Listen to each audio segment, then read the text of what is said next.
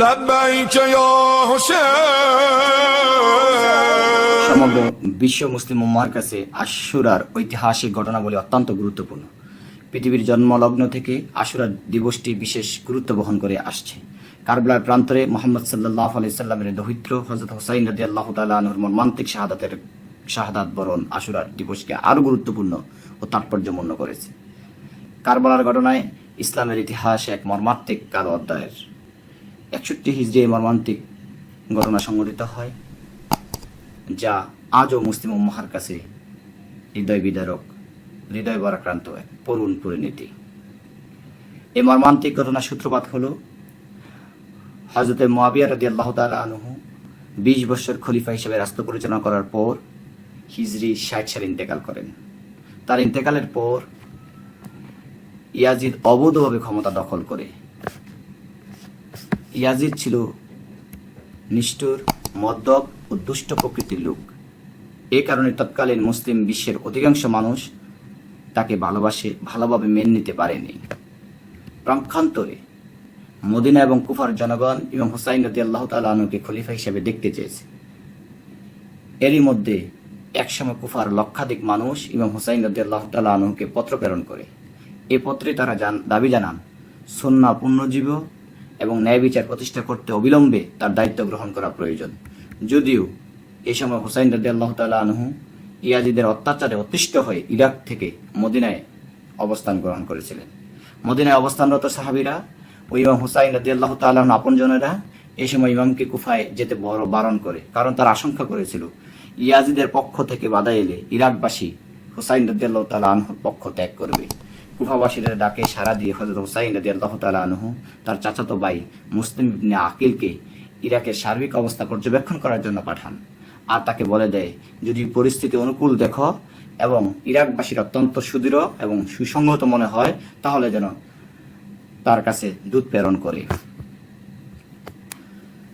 মুসলিম ইবনে আকিল কুফায় পৌঁছার সঙ্গে সঙ্গে 18,000 কুফাবাসী তার কাছে এসে ইমাম হুসাইন রাদিয়াল্লাহু তাআলা আনহুর পক্ষে বাইয়াত গ্রহণ করে এবং তারা শপথ করে বলে অবশ্যই আমরা জানমাল দিয়ে ইমাম হুসাইন রাদিয়াল্লাহু তাআলা আনহুকে সাহায্য করব। তখন মুসলিম ইবনে আকিল ইমাম হুসাইন রাদিয়াল্লাহু তাআলা আনহুর কাছে পত্র পাঠিয়ে জানায় যে কুফার পরিস্থিতি সন্তোষজনক, তিনি যেন আগমন করেন। ইয়াজিদের বিরুদ্ধে কুফাবাসীর সাহায্যের প্রতিশ্রুতিতে আশ্বস্ত হয়ে হযরত হুসাইন রাদিয়াল্লাহু তাআলা আনহু তার পরিবারবর্গের 19 জন সদস্য সহ প্রায় 200 জন অনুচর নিয়ে কুফার উদ্দেশ্যে রওনা হন। জিলহজ মাসের 8 তারিখে ইমাম হুসাইন রাদিয়াল্লাহু তাআলা আনহু মক্কা থেকে কুফার উদ্দেশ্যে রওনা দিয়েছিলেন। এই খবরে ইয়াজিদ উত্তেজিত হয়ে কুফার গভর্নর নোমান বিন বশিরকে পদচ্যুত করে উবাইদুল্লাহ ইবনে জিয়াদকে কুফার দায়িত্ব গ্রহণ দেন। ইমাম হুসাইন রাদিয়াল্লাহু তাআলা যেন কোনোভাবে কুফায় প্রবেশ করতে না পারে সেই জন্য তাকে নির্দেশ দেয় সে পাপিষ্ঠ ইয়াজিদ। উবাইদুল্লাহ বিন জিয়াদ কুফায় পৌঁছে সেখানকার জনগণকে কঠোর হস্তে দমন করে এবং মুসলিম বিন আকিলকে হত্যা করে। অতঃপর ইমাম হুসাইন রাদিয়াল্লাহু আনহুকে প্রতিরোধ করতে 4000 সৈন্যের একটি বাহিনী প্রেরণ করে। পরিবারবর্গ ও সঙ্গী সাথীদের নিয়ে ইমাম হুসাইন রাদিয়াল্লাহু তাআলা আনহু ফোরাত নদীর তীরে কারবালার প্রান্তরে পৌঁছলে ইবনে জিয়াদ বাহিনী তাকে অবরোধ করে ফেলে এবং ফোরাত নদীর যাতায়াতের পথ বন্ধ করে দেয়। হযরত হুসাইন রাদিয়াল্লাহু তাআলা আনহু এর শিবিরে পানির জন্য হাহাকার শুরু হয়। এই সময় হযরত হুসাইন রাদিয়াল্লাহু আনহু তাদের উদ্দেশ্যে ভাষণ দেন। তিনি বলেন, আমি তো যুদ্ধ করতে এখানে আসিনি, এমনকি ক্ষমতা দখল করাও আমার উদ্দেশ্য নয়। তোমরা আমাকে ডেকে বলেই আমি এখানে এসেছি। এখন তোমরা কুফাবাসীরাই তোমাদের বাইয়াত পরিত্যাগ করছো, তাহলে আমাকে যেতে যাও, আমরা মদিনায় ফিরে যাই অথবা সীমান্তে কাফেরদের বিরুদ্ধে যুদ্ধ করি, অন্যথায় ইয়াজিদের কাছে গিয়ে তার সঙ্গে বোঝাপড়া করি। কিন্তু হযরত হুসাইন রাদিয়াল্লাহু আনহুকে নিঃশর্ত আত্মসমর্পণ করতে আদেশ দেয় ইবনে জিয়াদ। ঘৃণাভরে এই আদেশ প্রত্যাখ্যান করে ইমাম হুসাইন রাদিয়াল্লাহু তাআলা আনহু মুহররমের 10 তারিখ সকাল থেকে ইবনে জিয়াদের নেতৃত্বে প্রায় 4000 ইয়াজিদ বাহিনী হুসাইন রাদিয়াল্লাহু তাআলা আনহুর উপর আক্রমণ চালাতে থাকে। ইমাম হুসাইন রাদিয়াল্লাহু তাআলা আনহু সাথীদের নিয়ে বীরত্বের সঙ্গে যুদ্ধ করতে থাকে। এই যুদ্ধে একমাত্র ছেলে হযরত জয়নুল আবেদিন রাদিয়াল্লাহু তাআলা আনহু ছাড়া পরিবারের শিশু, কিশোর, নারী সহ সবাইকে এক এক শাহাদাত বরণ করে। মৃত্যুর আগ পর্যন্ত ইমাম হুসাইন রাদিয়াল্লাহু তাআলা আনহু একাই লড়াই চালিয়ে যান। শেষ পর্যন্ত অত্যন্ত নির্মম এবং হৃদয়হীনভাবে ইমাম হুসাইন রাদিয়াল্লাহু তাআলা আনহুকে শহীদ করা হয়। সীমার নামক এক পাপিষ্ঠ তার মস্তক থেকে তার দেহকে বিচ্ছিন্ন করে ফেলে। শাহাদাতের পর ইমাম হুসাইন রাদিয়াল্লাহু তাআলা আনহুর ছিন্ন মস্তক বর্ষার ফলকে বিদ্ধ করে এবং তার পরিবারের জীবিত সদস্যদেরকে দামেস্কে প্রেরণ করা হয়।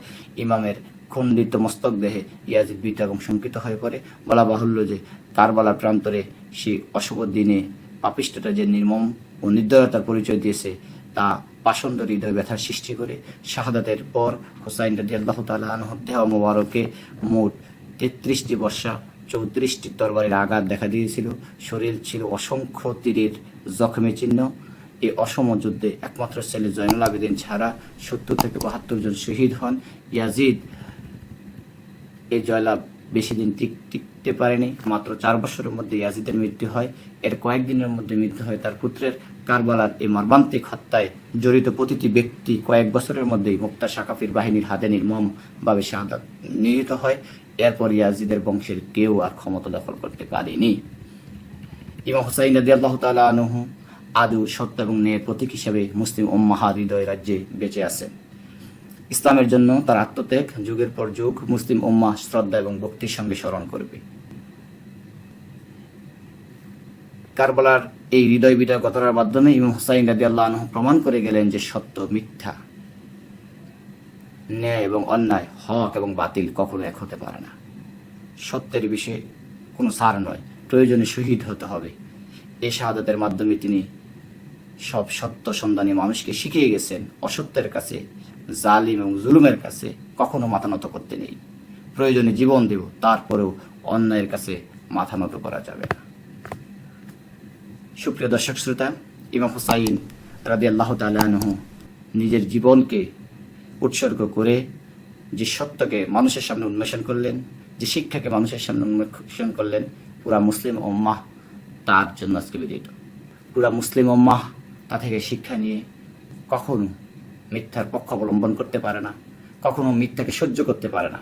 যে অন্যায় করে যেমন একটা অন্যায়, অন্যায়কে সহ্য করাও একটা অন্যায়। আসুন আমরা ন্যায় নীতিভাবে ইমাম হুসাইন রাদিয়াল্লাহু তাআলা আনহুর শাহাদাতে উজ্জীবিত হয়ে সবসময় সত্যের পক্ষে অবস্থান করি, মিথ্যাকে আমরা দুলিশ্বাদ করে দেই।